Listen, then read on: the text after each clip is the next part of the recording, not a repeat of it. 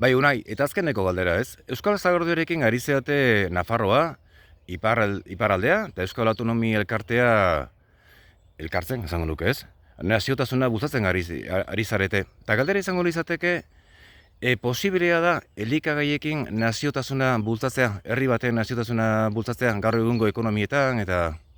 Bueno, ez dakit, produktu guztiak ez dira berdinak. Sagardoakin garbi izan gendun aseratikan, jatorri ditura Gipuzkoa, Bizkaia eta Araban artean sortuagatik, bai Nafarroa eta bai iparraldeko eragile irikite egongo zala jatorri ditura.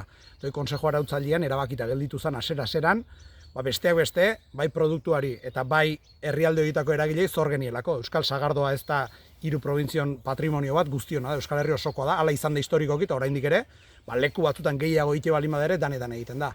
Orduan boi garbi eduki gendun eta oraintxe tokatu zaigu aukera eta oraintxe buru belarri lan hortan, bilerak izaten ari geha, iparraldeko eragileak, hegoaldeko eragileak, tartean Euskal Autonomia Erkidegoa eta Nafarroa, eta bueno, usten dugu proiektu polit bat aigeala gauzatzen, baina egia da ez diela erresa proiektu sukaldeko lan handi eskatzen dute, eta horrez gain behin eukita ere, gero hau erraminta bada azkenean. Jatorri ditura bat erraminta bada produktu hobeto saltzeko, lehen gaia preserbatzeko, gure sagarra gordetzeko, eta gure produktua beste maila baten jartzeko.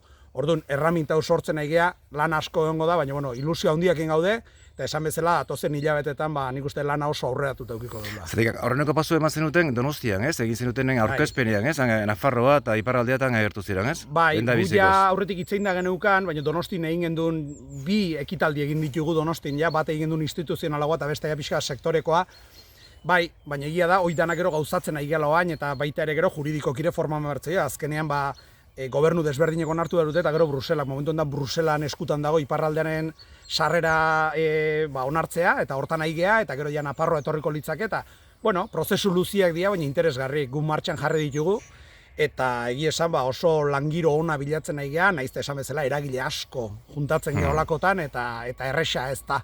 Baina bueno, ilusio handia daukagu eta usten dut gaina eragile guzti daukagula ilusioa kasuntan. Eskerrik asko Unai, elkarrizketarengatik. Eskerrik asko zuei.